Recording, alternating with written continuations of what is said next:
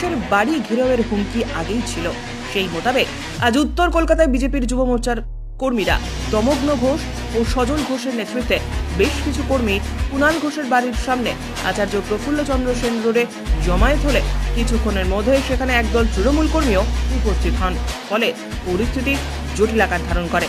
Police দুপক্ষকে সামলাতে তৎক্ষণাৎ পদক্ষেপ গ্রহণ করে। এর ফলে বেশ কিছুক্ষণ যাবৎ এপিসি রোড অবরুদ্ধ হয়ে যায়। মানিকতলা থেকে শিয়ালদাগামী রাস্তাও অবরুদ্ধ হয়ে পড়ে। এরপরে উভয় পক্ষকে শান্ত করে পরিস্থিতি নিয়ন্ত্রণে আনে পুলিশ।